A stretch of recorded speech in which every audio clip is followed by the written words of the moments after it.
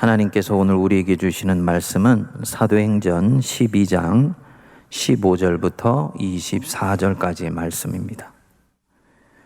그들이 말하되 네가 미쳤다 하나 여자아이는 힘써 말하되 참말이라 하니 그들이 말하되 그러면 그의 천사라 하더라. 베드로가 문 두드리기를 그치지 아니하니 그들이 문을 열어 베드로를 보고 놀라는지라. 베드로가 그들에게 손짓하여 조용하게 하고 주께서 자기를 이끌어 옥에서 나오게 하신 일을 말하고 또 야고보와 형제들에게 이 말을 전하라 하고 떠나 다른 곳으로 가니라. 날이 새매 군인들은 베드로가 어떻게 되었는지 알지 못하여 적지 않게 소동하니 헤롯이 그를 찾아도 보지 못하매 파수꾼을 신문하고 죽이라 명하니라. 헤롯이 유대를 떠나 가이사랴로 내려가서 머무니라. 헤롯이 두로와 시돈 사람들을 대단히 노여워하니 그들의 지방이 왕국에서 나는 양식을 먹는 까닭에 한 마음으로 그에게 나와 왕의 침소 맡은 신하 블라스도를 설득하여 화목하기를 청한지라. 헤롯이 나를 택하여 왕복을 입고 단상에 앉아 백성에게 연설하니 백성들이 크게 부르되 이것은 신의 소리요 사람의 소리가 아니라 하거늘 헤롯이 영광을 하나님께로 돌리지 아니하므로 주의 사자가 고치니 벌레에게 먹혀 죽으니라. 하나님의 말씀은 흥왕하여 더하더라. 아멘. 지금 우리 성도님들이 코로나 가운데서 고생하시면서 비대면으로 예배를 드리고 있습니다만 우리 성도님들 하나님 살아계신 것 믿으시지요? 목사님, 하나님 살아계시고 역사하시는 것 믿지요? 그 당연한 진실을 왜 물으십니까? 하고 반문하시고 싶은 분들도 계시겠습니다만 많은 성도님들이 의외로 하나님 진정 살아계시고 내 인생에 역사하신다는 것을 잘 믿지를 않습니다. 하나님이 불꽃 같은 눈동자로 나를 지키시고 보호하신다. 이것을 잊고 살아갑니다. 또 평소에는 믿는 것 같은데 결정적인 순간이 오면 하나님 살아계시다는 것을 우리가 놓쳐버립니다. 오늘 사도행전 본문에 보면 두 장면이 나옵니다. 하나는 사도 베드로가 천사의 도움을 받아서 기적적으로 감옥을 나와서 교회가 있는 성도들의 집으로 가게 되는 거예요. 그리고 이 성도들이 보이는 반응입니다. 다른 하나는 교회를 핍박하였던 헤롯의 인생의 마지막 장면을 보여줍니다. 전혀 상반된 인생관을 가지고 살아가던 두 그룹이기 때문에 우리는 이 두 본문이 관련성이 전혀 없는 것 같이 보입니다. 하지만 내용을 들어가 보면 아주 유사한 측면을 갖고 있습니다. 하나님 살아계신 것을 중요한 생애 국면에 놓치고 살아가는 사람들입니다. 베드로가 가정교회로 당시에 쓰이고 있었던 마가의 집으로 갔습니다. 10중 8구는 교인들이 거기에 모여 있을 것이라고 생각했던 것이지요. 베드로가 문을 두드리니까 로데라는 여자아이가 나왔는데 베드로의 음성을 듣고는 너무너무나 기뻐서 문 먼저 열어주는 것을 깜빡 잊고는 교인들한테 이 기쁜 소식을 가서 전한 것입니다. 문 밖에 베드로가 와 있어요. 말을 했더니 이 교인들의 반응이 뜨악합니다. 15절을 보시면 그들이 말하되 네가 미쳤다. 이 미쳤다. 헬라어로는 마이노마이라고 그러는데 예수님께서 진리를 선포하셨을 때 이를 받아들이지 않고 튀겨낸 사람들이 네가 귀신 들려 미쳤다 할 때 이 마이노마이라는 단어를 썼습니다. 사도 바울이 베스도 총독 앞에서 복음을 전하니까 베스도가 이를 듣지 않고 바울아, 네 학문이 너를 미치게 했다 라고 말할 때 이 마이노마이를 썼습니다. 그러니까 하나님의 구원 역사를 믿지 않고 그 증거를 들이댔는데도 거부할 때 이 마이노마이, 미쳤다라는 말을 쓰는 것입니다. 그러니까 지금 누구보다도 하나님 살아계시고 역사하시고 있다는 것을 믿어야 하는 사람들이 하나님께서 베드로에게 대역사를 일으키셔서 기적적으로 그 감옥에서 이끌어내셨는데 정작 그 증거를 보고도 믿지를 않는 것입니다. 그 표현이 바로 네가 미쳤다라는 표현입니다. 보십시오. 지금까지 이 예루살렘 공동체가 무엇을 했습니까?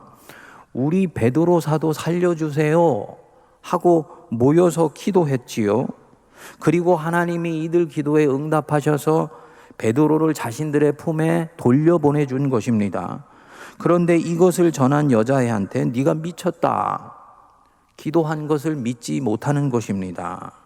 진짜예요, 바깥에 와 있어요 하니까 그러면 베드로가 아니고 그의 천사다라고 말을 하는 것입니다. 뭐냐? 기도는 하지만 그 기도가 응답받을 것을 기대하면서 기도하지 않았다는 말입니다. 이들의 믿음이 지금 어떤 믿음인지 보이시나요? 이들은 하나님이 살아계신 것을 믿습니다. 그러니까 하나님께 떼쓰면서 기도하는 것이지요. 하지만 동시에 이들은 하나님이 살아계신 분이라는 것을 믿지 않습니다. 하나님을 자신들의 사고와 경험의 범위 안에 제한시켜 두고 있기 때문입니다. 하나님은 요 범주 안에서만 움직이는 분이실 거야. 하나님은 이렇게밖에 역사하시지 못하시는 분이야 라고 생각하는 거지요. 하나님의 크기에 자신들의 인식을 확장하려고 하지 않고 자기 인식에 하나님을 맞추려고 하는 것입니다. 그리스 신화에 나오는 프로크루스테스 침대와 아주 똑같습니다.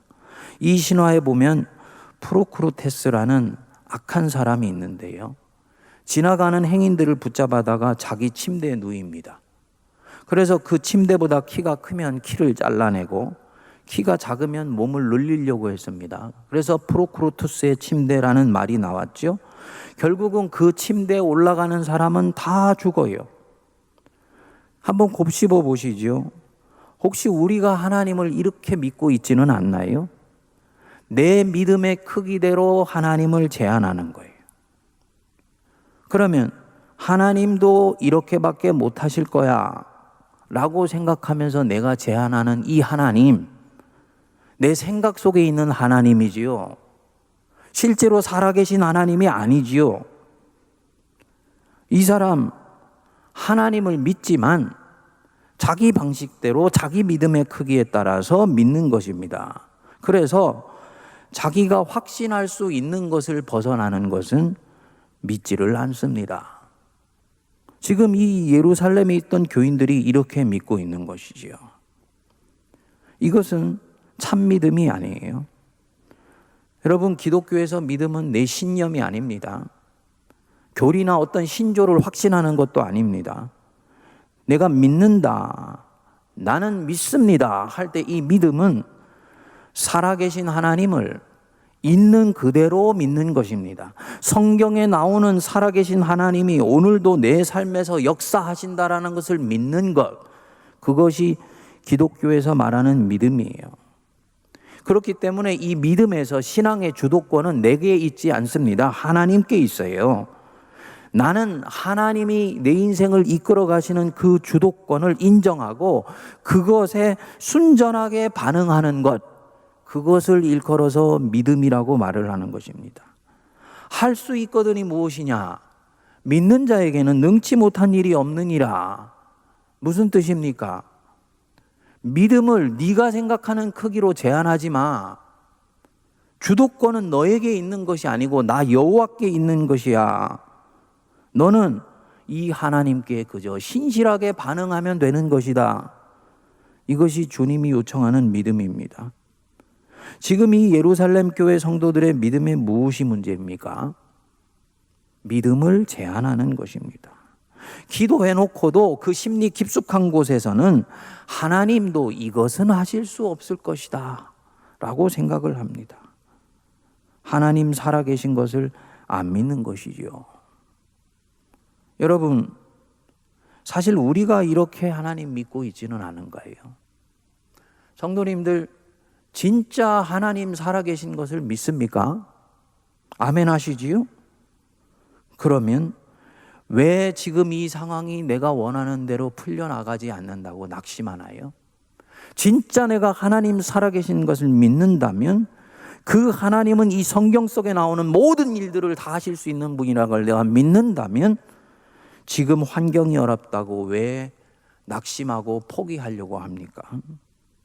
사실은 이 예루살렘 교회 성도들처럼 하나님 살아계시다라는 것을 안 믿는 것 아닌가요? 하나님을 내 프로크루토스 침대 위에 올려놓고 인위적으로 재단하고 있는 것은 아닌가요? 결과적으로는요, 나는 하나님을 죽이는 것과 마찬가지의 그런 결과를 내게 가져옵니다. 이 예루살렘 교인들처럼 기도해 놓고도 그 기도가 반드시 응답받을 것을 믿지 않는 것과 아주 유사합니다. 여러분, 힘들더라도 그러시면 안 됩니다. 하나님이 끝났다 할 때까지는 끝난 것이 아니에요.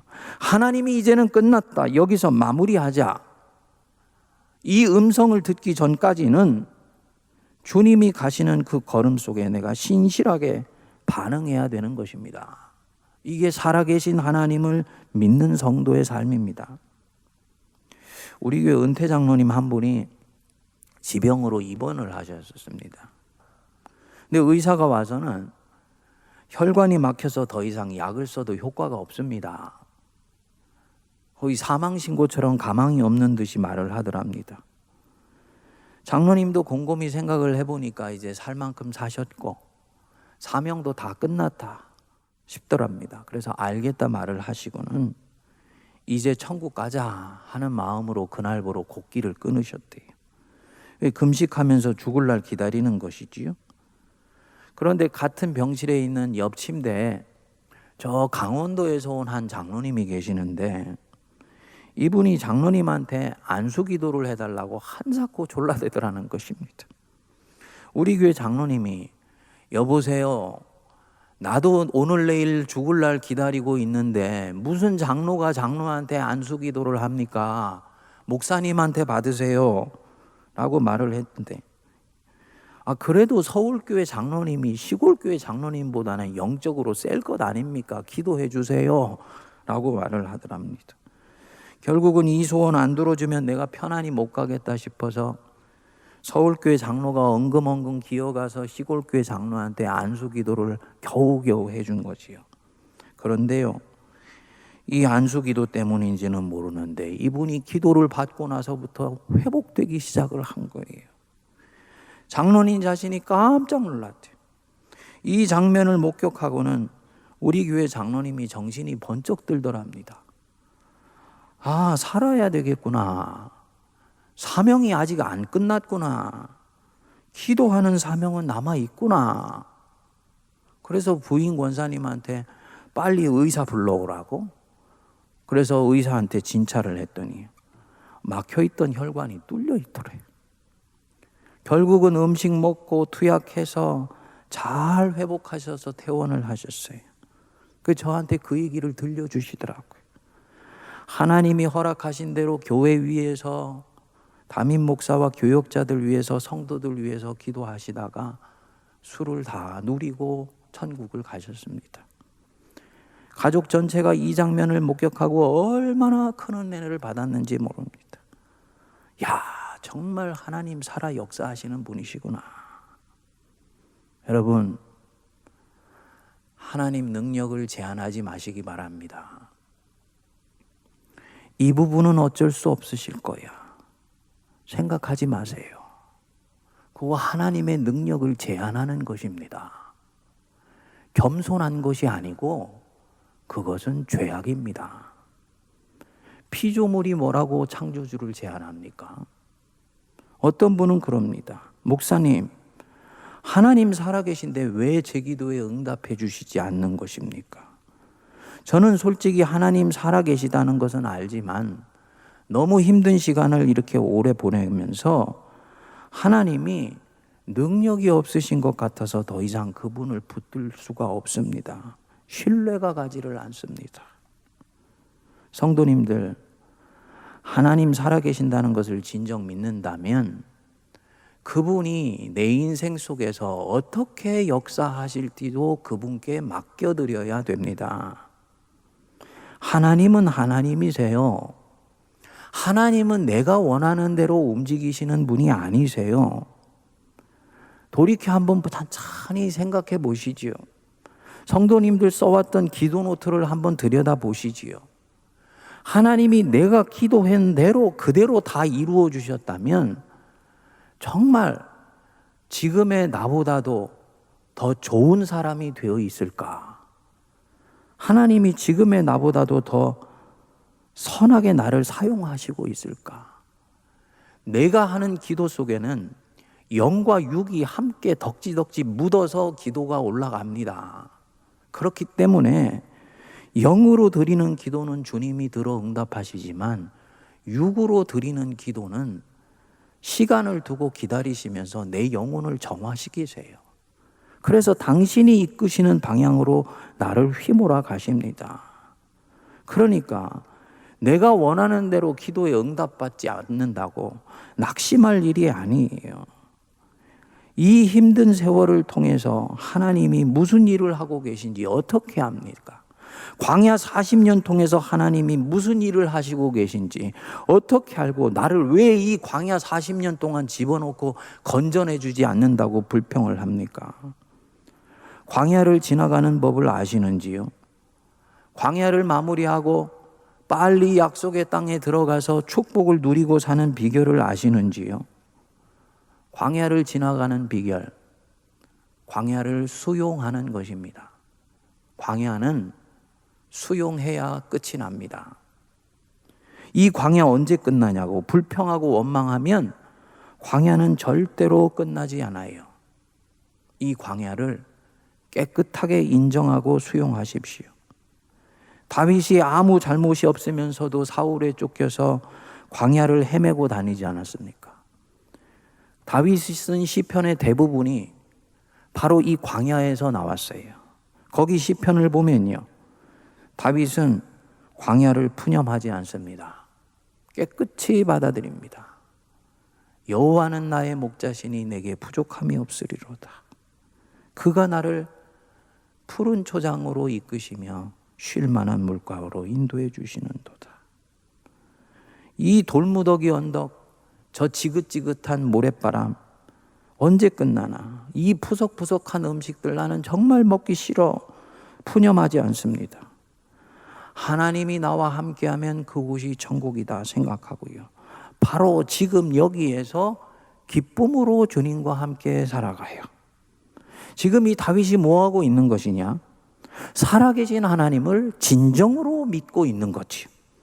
그래서 하나님 이렇게 신뢰하면서 내가 사노라면 하나님은 절대로 나를 이곳에 영원히 두시지는 않는다는 것을 믿는 것입니다. 그렇게 하루하루 살면서 그는 점점 그곳을 하나님과 함께 사는 에덴 동산으로 만들어가는 거지요. 때가 되었을 때 어느 순간 광야는 끝이 나 있습니다. 코로나 광야 받아들이십시다. 하나님이 주도하신 재앙은 아니에요. 하지만 하나님이 허락하셔서 일어나고 있는 재앙입니다. 이로 인해서 지난 2년 동안 우리는 많은 것을 잃었고 또 지금도 잃어가고 있고 많은 분들은 어려워하고 고통하며 아파합니다. 하지만 그분들에게 진정으로 묻습니다. 하나님 살아계신 건 믿으십니까? 만일 믿는다면 하나님 그분 붙들고 내가 이 광야 지나가겠다 하는 마음으로 이 광야를 수용하세요. 2021년으로 코로나 끝난다 그랬는데 요즘 전문가들이 23년까지 갈 거라고 말을 합니다. 새롭게 나온 변이 바이러스들이 계속 나오기 때문이다. 무엇을 말하는 거냐? 언제 끝날까 손꼽아 기다리는 시간들 마음 내려놓고 주님과 함께 이 코로나 광야를 하루하루 살아가는 가운데서 어느 순간인가 이 광야는 끝나 있다라는 것을 우리가 믿고 받아들여야 되는 것입니다. 하나님이 이 마음 가진 사람을 기뻐하세요. 그래서 히브리서 11장 6절에서 말씀했죠. 믿음이 없이는 하나님을 기쁘시게 하지 못한다. 하나님께 나아가는 자는 반드시 그가 계신 것과 하나님께 나아가는 자는 반드시 그가 살아계신 것과 자기를 찾는 자들에게 상 주시는 이심을 믿어야 할지니라. 한편 하나님 살아계신 것을 믿지 않는 전혀 다른 종류의 사람이 있습니다. 헤롯 왕이지요. 참 신비합니다, 성경이. 사도행전 12장이 시작될 무렵만 하더라도 사도 야고보는 죽고 베드로는 옥에 갇혀서 죽을 날 기다리고 헤롯은 승리한 것 같았습니다. 그런데 확실히 하나님이 살아계세요. 12장 끝날 무렵이 되니까 베드로는 살아나고 24절에 보니까 하나님 말씀은 흥왕하여 더하고 하나님 나라에 대적한 헤롯은 죽습니다. 성경은 그가 하나님이 가져가셔야 할 영광을 자신이 취했기 때문에 나중에 벌레에 먹혀 죽었다고 말을 합니다. 그런데 헤롯의 인생을 한번 거슬러 올라가 보시지요. 헤롯이 하나님의 영광을 가린 것이 어제 오늘의 일이 아닙니다. 사실은 헤롯의 삶 자체가 하나님을 만홀히 여기고 하나님의 영광을 가린 삶 자체였습니다. 일찍이 자기 의부 딸이 자기를 즐겁게 해주었다고 그녀의 소원을 들어서 하나님이 보낸 선지자 세례 요한의 목을 베었어요. 백성들은 로마의 식민 통치 아래서 고통하는데 로마의 분봉왕 노릇을 하며 온갖 향락을 누렸습니다. 예루살렘 궁전 외에도 가이사랴에게도 궁을 만들어서 두 곳을 오가면서 사치스러운 삶을 누립니다. 하나님 나라와 복음을 대적하여서 야고보를 죽이고 베드로까지 살해하려고 했습니다. 이런 삶을 반복해서 이 헤롯은 살아간 거예요. 그러다가 마침내 하나님 받으셔야 될 영광 돌리지 않고 자기가 취했다 해서 하나님이 치게 되셨습니다. 이런 헤롯의 삶에서 무엇을 느끼시는가요? 살아계신 하나님을 의식하지 않는 삶이죠. 하나님 살아계신 것을 전혀 의식하지 않고 살아가는 사람이죠. 하나님이 진정 살아계신다는 것을 믿는다면 이렇게 못되게 행동하고 못되게 생각할 수가 없지요. 우리가 주의해서 볼 것은 이 헤롯은 하나님께 제사를 드렸습니다. 앞장서서 제사를 드렸어요. 왕이니까. 하지만 그 제사는 종교행위입니다. 그 마음은 전혀 하나님을 의식하지도 않고 하나님 살아계시다는 것을 생각하지도 않으면서 살아갑니다. 평소에는 성전에 가서 기도도 하고 종교의식도 하지요. 그래야 백성들 존경을 받으니까. 하지만 순전히 자신을 위해 하는 것이지 하나님을 위해서 하는 것이 아닙니다. 그러다가 결정적인 순간이 오면은 하나님을 전혀 의식하지 않고 판단하고 행동합니다. 성도님들, 이 아침에 우리 안에 이 헤롯의 그림자가 보이지는 않는지 살펴보아야 됩니다. 좀 아플 수도 있지만 내가 진정 하나님의 사람이라면 스스로 물어야 합니다. 나는 하나님을 늘 의식하면서 살아가고 있는가? 어떠세요? 평소에 하나님을 늘 의식하면서 생각하고 판단하고 결정하십니까? 하나님은 내가 이렇게 하면 어떻게 보실까? 이건 늘 생각하시나요? 이렇게 하는 거 정말 하나님이 기뻐하실까? 물으면서 하십니까? 아니, 늘 그렇게 하는 것은 힘들다 치고 중요한 결정을 하는 순간에는 어떠신가요? 예수님이라면 이 순간에 어떻게 하실까? 이거 물으시는지요? 저는 헤롯이 1년 365일간 하나님 살아계실 것 잊어버리고 하나님 무시하면서 살았다고 보지 않습니다. 우리와 상당히 유사한 사람일 수 있다고 봅니다. 이 헤롯에게 문제는 뭐냐? 평소에는 하나님을 의식하면서 사는 것 같은데 결정적인 순간이 오면 그렇게 하지 않는 거예요. 결정적인 순간이 왔을 때는 내게 어느 것이 이익이 되느냐, 요거 보고 판단합니다. 어느 것이 지금 나의 육이 원하는 방향인 것이냐, 어느 것이 지금 내 영이 아니고 내 육이 원하는 쪽이냐 라는 것을 보고 그 방향을 따라갑니다. 당연히 그 순간 그는 하나님을 잊어버리는 거지요.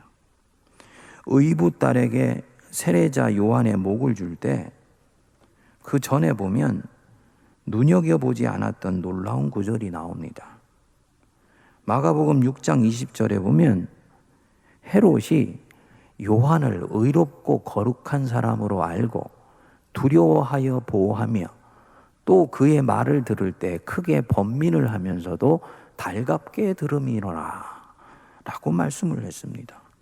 무슨 뜻이냐? 평소에 헤롯이 세례조 요한을 정치적으로는 부담스러워하면서도 마음속에서는 흠모하고 존경했다는 뜻입니다. 그의 말을 귀담아 듣고 그를 지켜주고자 했어요. 문제는요, 자신에게 해가 되지 않는 범위 안에서만 그렇게 합니다. 자신의 정치적인 이익이 침해당하지 않는 범위 안에서만 이렇게 합니다. 그리고 이것을 넘어가게 되면 그는 사람이 바뀝니다. 결국은 자기가 의붓 딸에게 맹세한 것 안 지키면 사람들이 조롱할 것 같으니까, 왕으로서의 체신에 문제가 생기니까 요한의 목을 내어주는 거예요. 지금 누구를 의식하고 사는 사람입니까? 사람들의 시선을 의식하지요. 자신의 욕구 지키는 것을 먼저 의식하지요. 그리고 거기에 즉자적으로 반응을 하지요. 정말 하나님을 의식하고 사는 사람이면 이렇게 반응하지 않지요. 따라 다른 것은 몰라도 이 요한의 목만은 너에게 넘겨줄 수가 없어. 그는 하나님이 보낸 사람이야. 그를 치는 것은 하나님을 대적하는 것이야 라고 말을 할 것입니다. 하지만 헤롯은 그렇게 반응하지 않습니다. 결정적인 순간에는 평소에 모신다고 하는 하나님은 이 사람 안에서 지극히 작아지고 자기 자아가 엄청나게 팽창해요. 세상의 소리가 엄청나게 커지니까 그동안 자기에게 말씀하셨던 하나님의 음성은 너무너무 작아지는 것입니다. 그래서 아무렇지도 않게 죄짓고 아무렇지도 않게 악을 행합니다. 우리 성도님들은 결정적인 순간에 내 안에서 누가 더 큰가요? 하나님이 더 큰가요? 내가 더 큰가요? 결국 이런 식으로 늘 살아계신 하나님 의식하지 않고 자기 영광 위에 결정하고 살다가 마지막에 비참한 최후를 맞게 되지요. 23절에 보니까 벌레에게 먹혀 죽으니라. 자기 영광 쫓던 사람이 주변 사람들에게 치욕스럽게 보이면서 생을 마감을 했다는 뜻입니다. 왜 이렇게 끝나야 했을까? 중간에 멈출 수는 없었을까? 멈출 수 있었겠지요. 성전에 들어가서 예배드리다가 어느 날 화들짝 깨어날 수도 있었겠지요. 구약의 말씀을 읽으면서 찔리기도 하고 이 성경 통해서 하나님이 분명히 너 지금 그 길에서 돌이키라 라고 말씀하셨겠지요. 하지만 그것을 진지하게 듣지 않았을 것입니다. 왜요? 하나님 의식하지 않고 살아도 아무 탈이 없으니까. 살아계신 하나님이 불꽃 같은 눈동자로 나를 바라보시고 계신다 했는데 내가 중요한 순간에 하나님 안 기뻐하는 쪽으로 결정을 하고 행동을 해도 내 삶에 큰 문제가 생기지 않으니까 계속 그렇게 해도 된다고 생각한 것입니다. 옆에 교통순경이 있는데 무단횡단을 하고도 교통순경이 제재를 하지 않으니까 이렇게 계속 건너도 되는 것이구나 라고 생각하는 격입니다. 오히려 이제는 더 편합니다. 하나님 의식하면은 쓸 수 없는 방법도 이제는 마음껏 쓸 수 있기 때문이죠. 사실은 해론만이 아니고 내 자신이 이렇게 생각하면서 살고 있지 않은가 돌이켜 봐야지 됩니다. 저는 한 번씩 한국 교회를 보면서 한국 교회가 정말 하나님을 의식하면서 살아가고 있는가 회의할 때가 많이 있습니다. 세문안교회 담임 목사가 되니까 한국교회 온갖 경로의 다양한 소식들, 큰 소식, 작은 소식, 교회들 안에서 일어나는 이야기들을 한 번씩 들을 수가 있게 됩니다.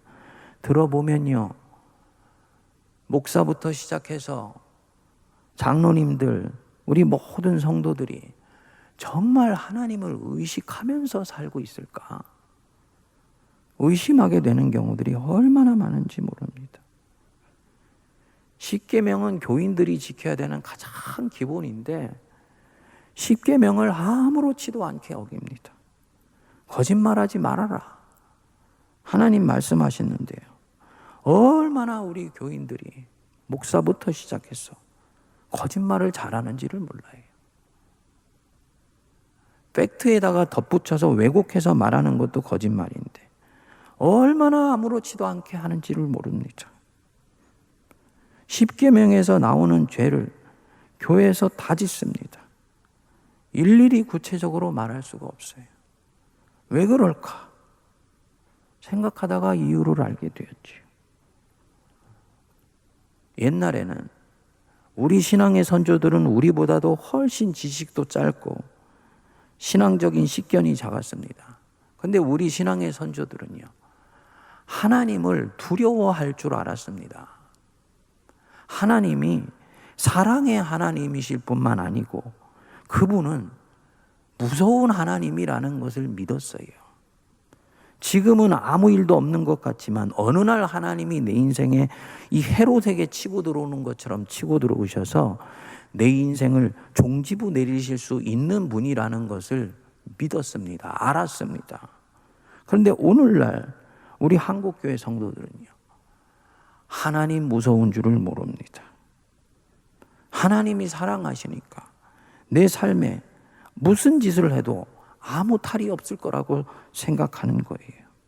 그래서 믿음을 가진 처음에는 성경 속에 나온 하나님이 만만한 하나님이 아니라는 걸 알고 조심조심해서 죄를 짓다가요, 나중에는 얼마나 담대해지는지 모릅니다.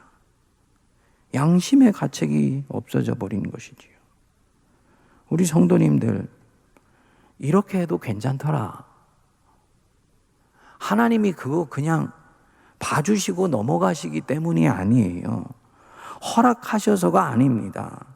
주님이 지금 나를 보면서 오래 참으시고 있다는 것을 꼭 기억하셔야지 됩니다.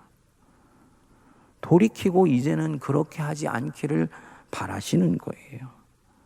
그분이 내 인생에 회초리를 들면 나는 뼈도 추리지 못한다는 것 하나님이 아시니까 참으시고 기다리시는 것이죠. 용납하시는 것이 아니고 허락하시는 것도 아니고 주님이 참고 기다리시는 것이다. 우리가 기억해야 됩니다. 말씀 마무리합니다. 우리 성도님들, 하나님 오늘부터는 의식하고 사십시다. 하나님 살아계신 것을 믿으십시오. 첫째로 삶의 짐이 무겁지만 하나님 살아계신 것, 역사하신다는 것 확신하시면서 이 코로나 가운데서도 믿음에 견고히 서시기 바랍니다. 둘째로 하나님을 의식하지 않고 생각하고 의식하지 않고 판단하고 그분 살아계신 것 전혀 염두에 두지 않으면서 행동했던 것에 대해서 돌이켜야 됩니다. 하나님은 만홀히 여김을 받지 않는 하나님이다. 우리가 마음속에 새겨야 됩니다. 이 헤롯처럼 마지막이 도적같이 오기 전에 돌이켜서 자비하신 하나님 앞에 다시 돌아가며 그 하나님 앞에서 살아가는 거룩한 성도들 되시기를 바랍니다. 기도하겠습니다. 오늘도 살아 역사하시는 하나님 아버지, 하나님 살아계시다고 입으로는 말하나 저희들의 마음과 생각은 주님으로부터 멉니다. 그래서 때로 기도는 공허하며 하나님의 존재 앞에 있지 아니하고 온갖 세상 것들과 내 자아의 우상 앞에서 늘 고개를 숙이고 그곳에 경배합니다. 용서하소서. 무엇보다도 주님, 하나님 살아계셔서 역사하시는 분이시니 이 코로나의 광풍 속에서도 주님이 나를 이끄실 것을 믿게 하여 주시고 오히려 예수님처럼 은혜와 평강 안에서 광풍 속에서 배 위에 잠을 자는 주 예수님의 마음을 우리 심령 속에 허락하여 주옵소서. 하나님 만홀히 여기지 않게 하여 주시고 주님을 늘 의식하며 주님이 불꽃 같은 눈동자로 지금 나를 지켜보고 계심을 바라보며 생각하고 판단하고 행동하게 하여 주셔서 거룩한 주의 백성들로 살아 승리하게 하여 주옵소서. 예수님 이름으로 기도하옵나이다. 아멘.